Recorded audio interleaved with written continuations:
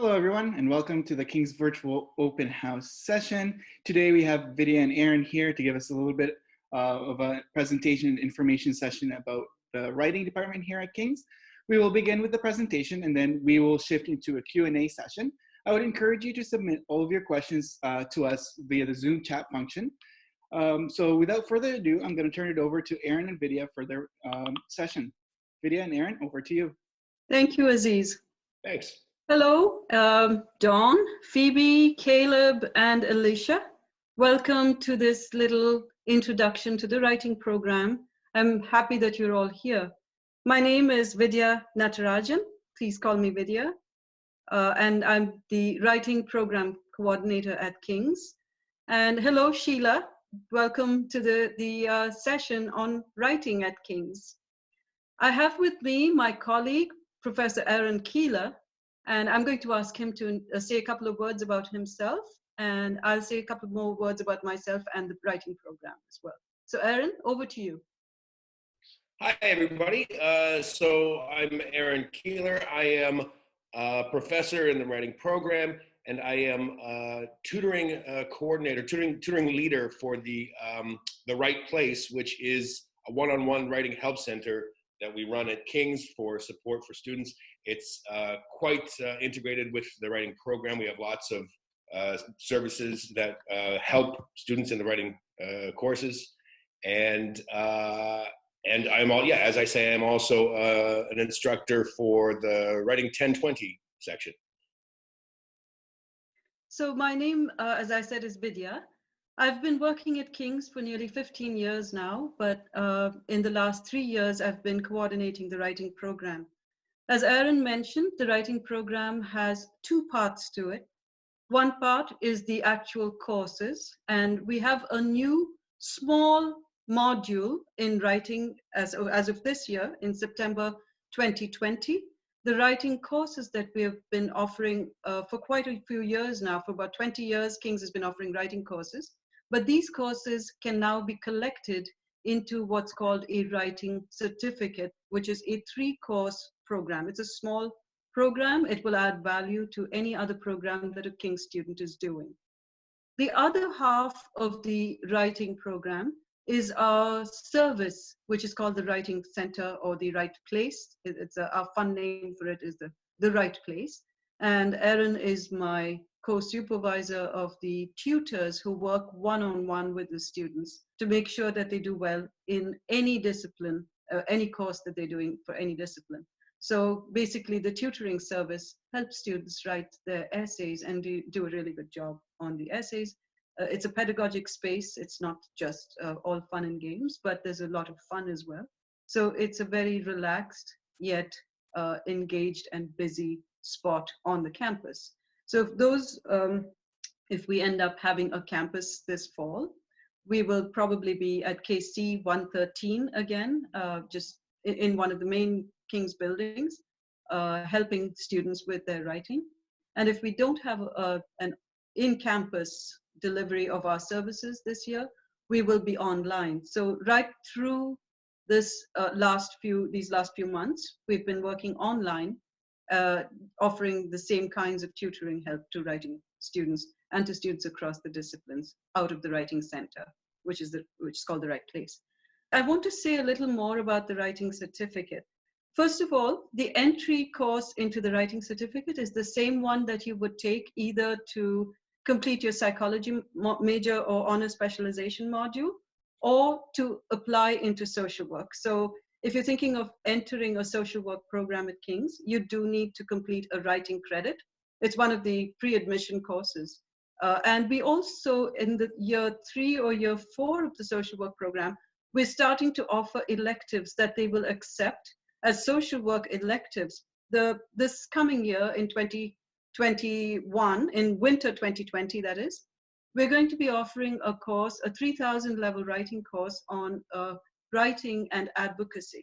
So this is the kind of course that you would be interested in taking if you were interested in policy making, in influencing the course of the law, or being advisor to institutions or to government or to schools and so on. So it's a great new venture, the writing certificate.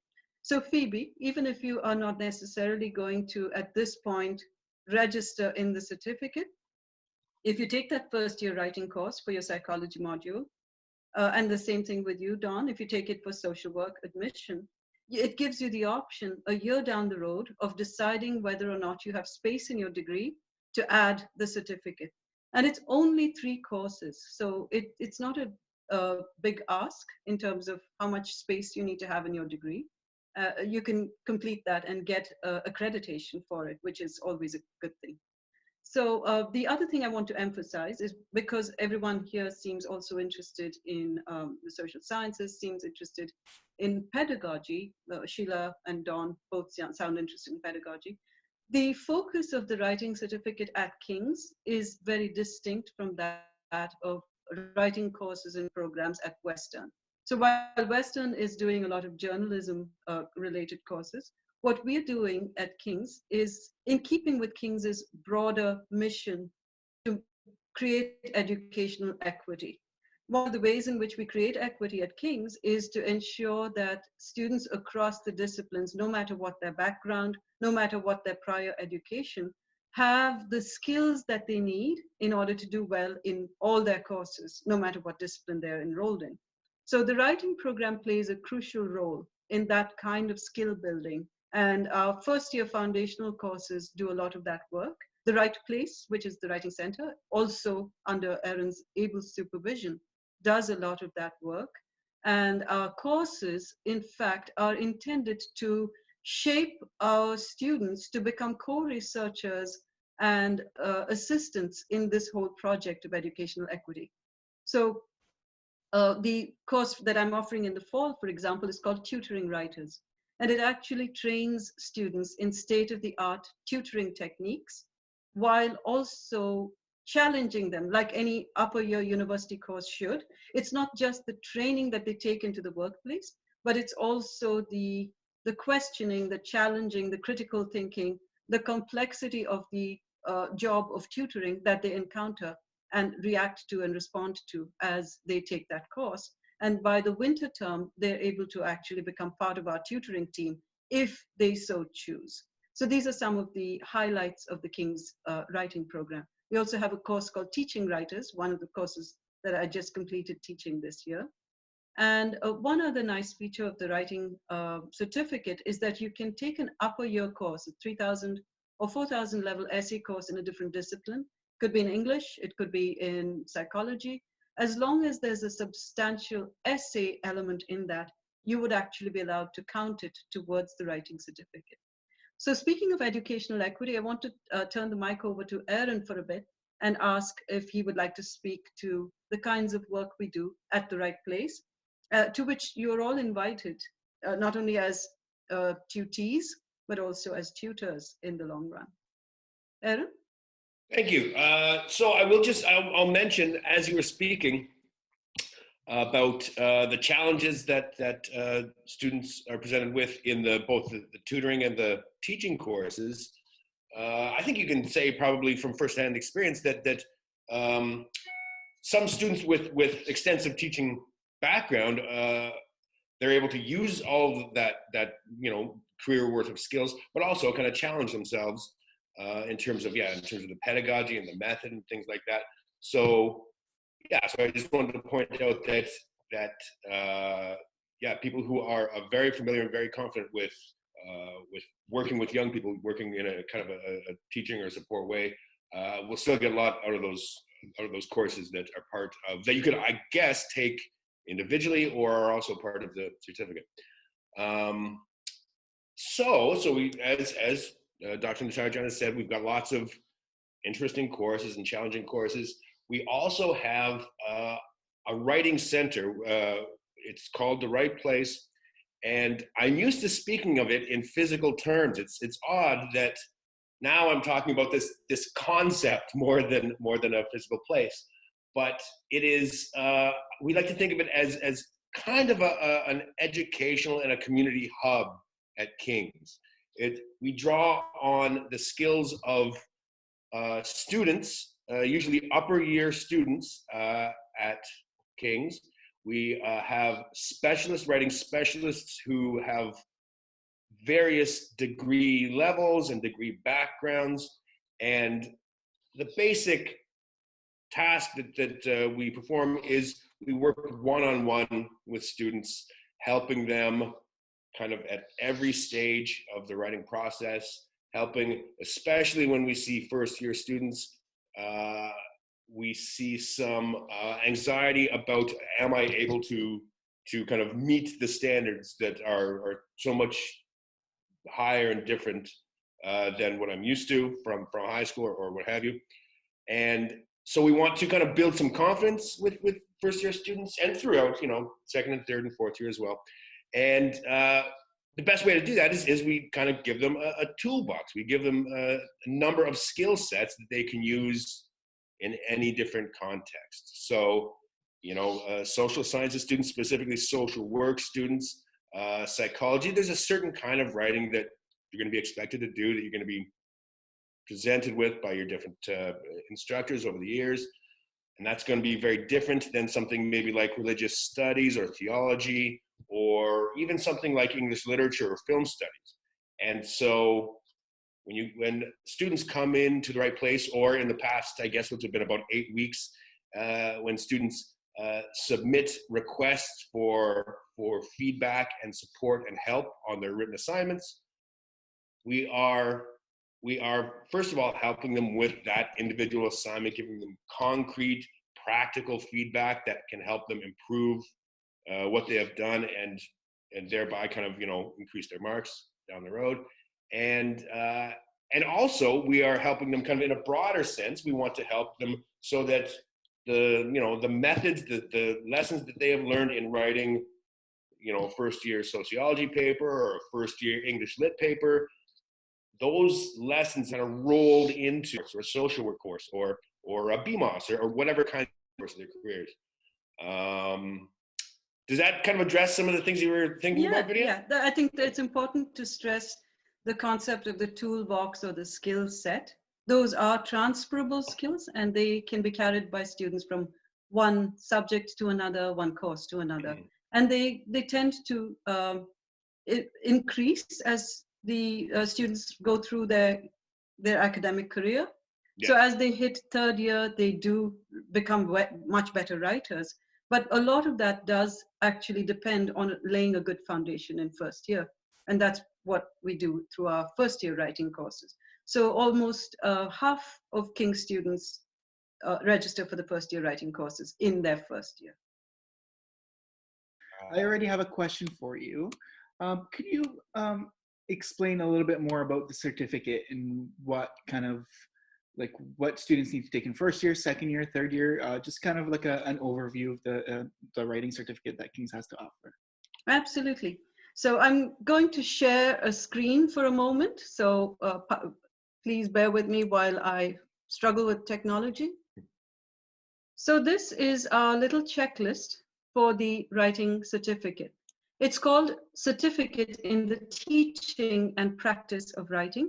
The practice part would cover things like advocacy, for example, or professional writing of various kinds.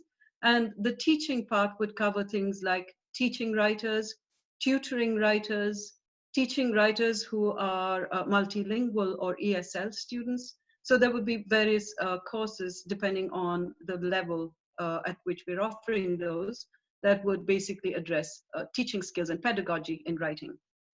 So the program itself consists of 3 courses. In order to enter the module, the certificate, you need a first year writing credit.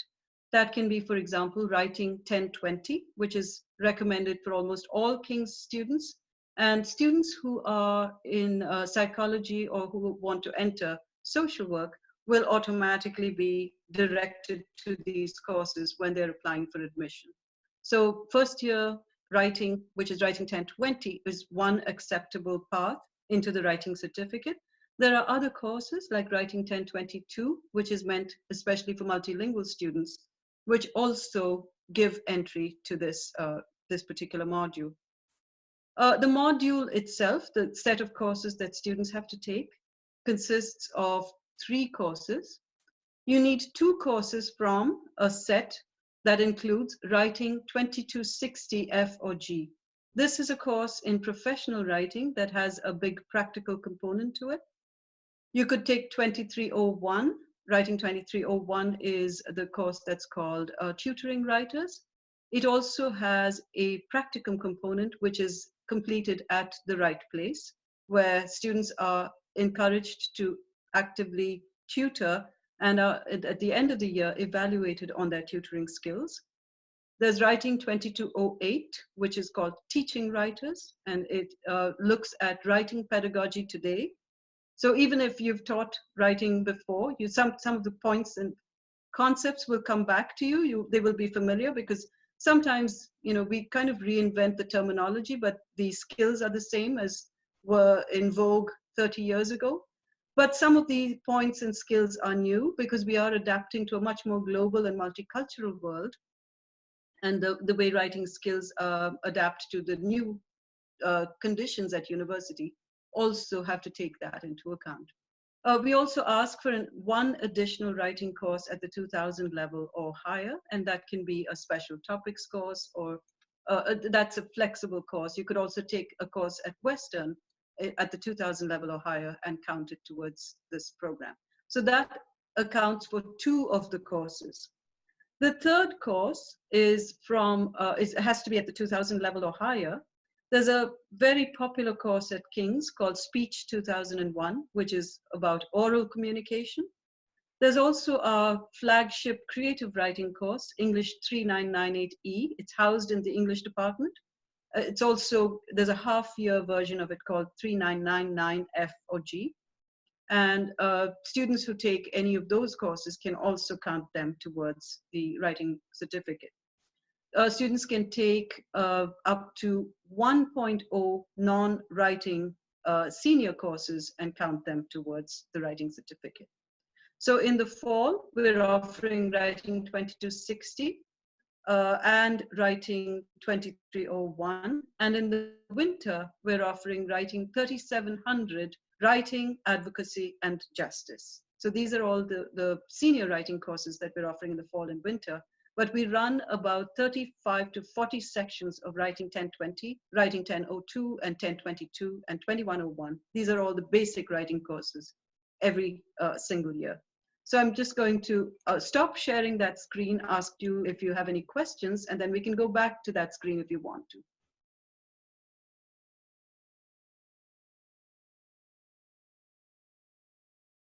That's an absolutely valid question. And I have to tell you what I've been doing for the last 2 weeks. We've had to somewhat precipitately put our summer writing courses online. What I've been doing is turning them into actually not just courses that were meant for in-class delivery that have been slapped into an online mode, but actually to sort of place the logic of online delivery into them in a substantial way, which means setting up all kinds of opportunities for interaction, not necessarily only through Zoom, but also, because we are writers, through writing. There's going to be, I'm just going to give you the example of the practicum in Writing 2301, which is Tutoring Writers. So instead of gearing all the tutoring towards the kinds of pedagogy, the kinds of body language, the kinds of physical presence that we start training our tutors to take into account in face-to-face conversations, a lot of that energy will be devoted to creating the best possible online or email experience for the tutee. So the Tutoring Writers course will still be pedagogically important, and it will be pedagogically deep and dense, but it will have a significant component, not all of it, but a significant component that actually addresses how to tutor in these conditions. So one way of looking at the pandemic is as an opportunity. I know it sounds a little brutal to say so when so many people are suffering, but in a funny kind of way, it also brings to our attention the important ways in which we need to be, sort of in technologically connected modes to deliver our best work. And to a younger generation, we do need to reach out in this way. So we're definitely going to have a lot of that incorporate and lively discussions. So here's my experience from the summer writing 1002 course, which we have to run asynchronously because the students are all in China, and China is and India and in the Middle East. All of them, China is 12 hours away, India is 10 hours away from our time frame. So we can't run these as synchronous classes. So we can't have everybody come on to Zoom at the same time. Either our instructor and any students here in Canada would have to go on at midnight, or they'll have to come on at a time that's absolutely terrible for students. I mean, imagine asking a student to be in class at 5:30 a.m. So we've had to run these at different times for different people, inviting comments and making sure that the instructor is in constant written communication with the students. So this has actually worked very well. We've got such a rich comments board, and people are able to see each other's comments the way they would be seeing each other in classrooms, sticking their hand up and answering a question. So there's been some learning that we've all done in this process, but I think we've come up with a good thing, and this is going to work. And the reason we're working so hard on the summer version of it is that we want it to be even better if we had to roll it out in the same form in the fall. I don't know if that quite answers your question, but the short answer to your question is, I think the experience will not be exactly equivalent to being in the classroom. It can never be, but we're going to make it as darn near that experience in the classroom as we possibly can. Thank you, Vidya. I also have a question about the right place. And you mentioned in the beginning of the presentation that it's not only, the right place is not only a place to, to do some serious, business, but there's also the fun side of the right place. Do you mind exploring some of those fun activities that is done through the right place? I know my personal favorite is the pizza and salsa night. So I will give you a chance to kind of explain a little bit more about that. I'll ask Aaron to jump in on this in a couple of minutes, but actually, Aziz, my favorite is the pizza and salsa night as well. So one of the things we found was that a lot of international students especially were rather lonely on campus, but not socializing enough to make friends. And we had conversation groups at the right place where people could come in and talk to each other. They kind of got bored with that, and we decided that one of the most popular new things to do today is salsa dancing. So we found a salsa instructor. We put on some food every third or fourth week or so. Every month we have one of these sessions where students can just come in. They don't have to talk. They don't have to write. They don't have to do anything except let their hair down. They learn a few salsa steps. They eat a lot of pizza. And it became one of those lovely events where people kind of just got to know each other and became friends. And that actually brought a lot of people in because they knew who their tutors were. They'd seen them, they danced with them. Come on, how much more friendly can it get? Yeah. So that's one of my favorites. The other favorite, I'm a creative writer myself. I'm a novelist. My other favorite thing to do at the right place is bring in well-known Canadian writers, poets, novelists, dramatists. So we brought in a range of extremely popular novelists. When we got cut off, we were about to bring in Jane Urquhart. So our March event, just before we closed down because of COVID, was a talk and reading by Jane Urquhart, and the right place was the host. So the creative writing events also are complemented by workshops for creative writers. So sometimes the creative writers who come in do these workshops, and at other times we have a resident creative writing consultant who is either a practicing, who's always a practicing writer and a published writer, and they are also available throughout the year outside of the workshop times to provide feedback one-on-one, either by email or in person. So those are two of my favorite things to do. And we would have had, again, if COVID hadn't cut us off, we would have had what we call reading between the wines, where we have a wine and cheese event, and we have students and creative writers at King's reading from the work that they have workshopped at the Right Place over the year. We also bring out a publication every year called Imprints, which is a collection of the poetry, fiction, and drama that came out of the workshops. Erin, over to you. What else? What are your favorite events? Well, so I am, again, in the past, I have been in the physical space of the Right Place most of the time. And one of the things that I really appreciate about our method and our pedagogy, it's something that I inherited. It's something that was in place when I arrived many, many years ago. But we draw our tutors, I would say, mostly from the undergraduate, from senior undergraduates at King's, and that combination of kind of building a pedagogical relationship, something that a student will trust their tutor and will rely on them to develop their own insights and their own abilities. That combined with a kind of a more informal, a friendly, collegial kind of relationship is, I think that's really key to the energy of the Right Place. It's something that, people, as Vidya has mentioned, people will, one day they'll be dancing the salsa together, and the next day they'll be in the Right Place working on a third year psychology paper or something like that. And that kind of networking, that ability to, have our tutors and the people who work at the Right Place, not only just kind of authorities and experts, but also part of that community, part of that student community.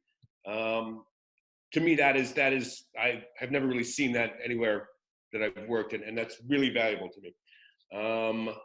And so, in terms of maybe events, what else do we have? So we definitely have our kind of fun events, pizza nights and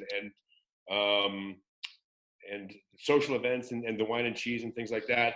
We also have a number of small workshops throughout the year that are specifically designed to help students, with let's say, with coming up with a strong thesis, or developing an outline, or kind of clarifying grammar, standards and rules and things like that. We have those kinds of workshops. But really, I think that my favorite part of the Right Place is the kind of the day-to-day, the interactions that the students have with their tutors, and how that builds not just relationships with those individual tutors, but with the community and with the institution, the Right Place and the writing program and King's more broadly. We've also gone out into the high schools, and we've gone out into organizations around London. For example, we've gone to my sister's place, and we've done writing workshops for people there, and so on and so forth. So we're also connected to the community in a very fruitful way. Perfect. Thank you, Erin. I know when I was a student, myself and a lot of my peers also used the Right Place, not only for, our courses at King's. I know the Right Place helped a lot of my peers, write statement of intents for graduate schools, or resumes, or cover letters. Can you, maybe you or Erin can explain how you can help students to kind of further their career as well as graduate school if they wanted to? Thanks, Aziz. That's a good question to call attention to the other kinds of ways in which the Right Place is part of the King's community and serves that function, as I was talking about, of educational equity. Making sure that students are able to build a career after their education is really important to us. So one of the things that we have trained ourselves on is creating resumes that are up to industry standards today. So, even such a simple thing to me as making sure that every resume is scannable, that's something that people in the humanities often don't actually consider. So we've reinvented ourselves as people who are current with the right kind of knowledge to build student careers, to help students build their careers today. And we help them shape their ideas for statements of intent to university admissions programs, for example. So when they're going on to master's programs, often we have students coming to the right place to discuss their ideas. So again, we don't put ideas in their heads. They just talk it out with us, and we tell them, well, sometimes students really don't understand how very interesting something is about their lives, and they slip in something about their lives, something about charity work that they did or on a mission in Texas 6 years ago, but they don't even realize that that's the most interesting thing they have to say to an admissions committee. And they assume that what they really should be talking about is their grades, which we already have evidence for on their academic records. So we actually have to tell them, no, let's not talk about your academic record, because your academic record speaks for itself.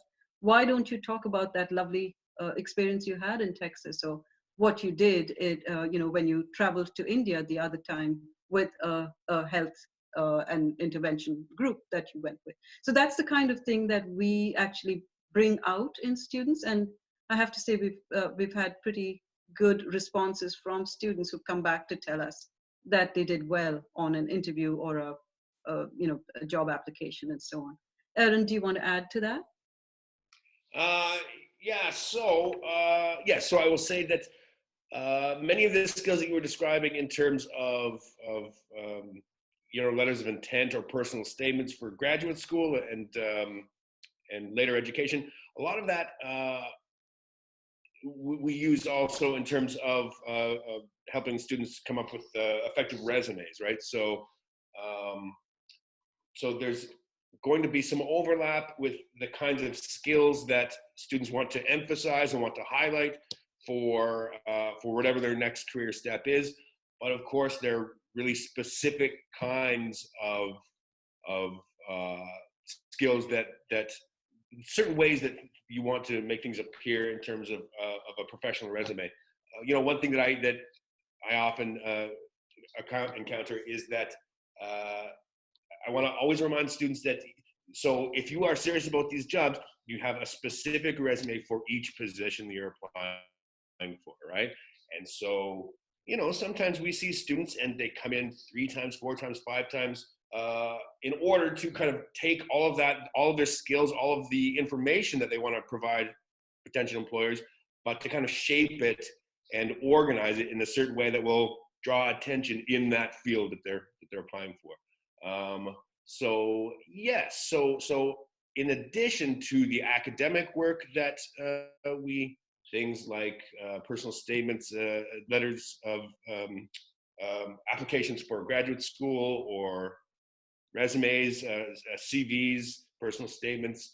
Those are all kind of important parts of that student experience that the students are going through. And we want to, offer students some support and some feedback, useful, practical feedback on how to get those jobs and how to get into grad school and things like that. Perfect. Thank you, Vidya and Aaron. So we have our last question here. There's one piece of advice that you would give incoming students to university about university level writing, what would it be? How do you think it would be best to prepare themselves going into university, or maybe taking the first year writing course? What is the best piece of advice you can give to incoming students about writing in university? Aaron, you go first. Yeah, my advice for first year students, how do I write at the university level, is as much as possible, kind of forget what you have learned. Give yourself the opportunity to relearn what it is to be a writer, to develop these kinds of writing, to develop the kinds of research and analytical skills that you need to practice in terms of university writing. So kind of forget what you know. Don't assume that oh, I did this successfully in high school, so I'm ready to go. And by the same token, I want to really encourage students to trust that they have that within. They have some kind of specific voice. They have insights that they can provide. They might not always, as Vidya kind of pointed out a little bit, they might not always recognize their own insights or their own skills, maybe at effective description or at innovative kinds of analysis. But each writer has some specific gift or some specific talent that can be developed, that can be built on, and it's just a matter of kind of identifying what that is and where do we go from here? What are the next steps? What are the kind of the baby steps that we take in order to get from where we are here to, a successful course or a successful degree or something like that?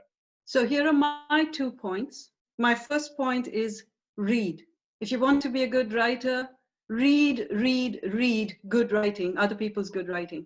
The second point is be prepared to revise. Don't put words on paper and assume that your very first effort is going to cut it. It's not.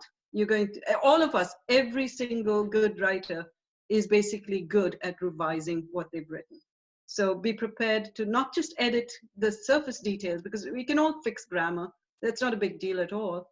But the larger conceptual revisions that are absolutely essential in academic writing, be prepared to do that. Yeah. Perfect.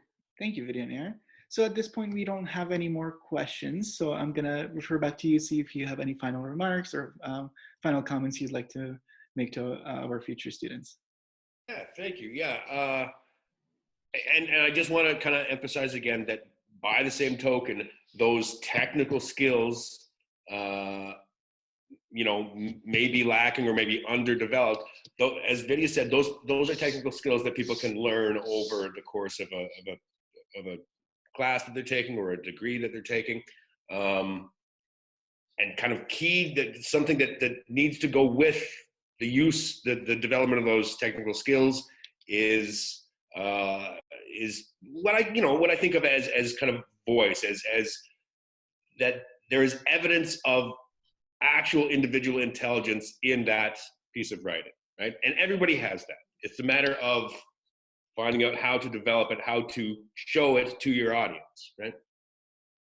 And the funniest thing sometimes is that the students don't realize that the best part of what they have is what they end up suppressing in their attempt to conform to something that they think the instructor wants of them. So that business of second guessing the instructor and holding back on your most original ideas because you think the idea you came up with, student doing the worst kind of disservice to themselves. But it happens. If everyone is all asked out, I'm going to say this has been a wonderful session. Aziz, I'd like to thank you for moderating it once again. You did a fabulous job.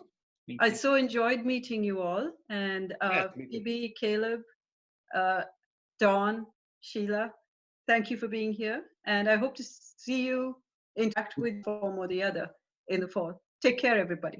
Take care, everybody. I hope to see you soon. Stay safe and healthy.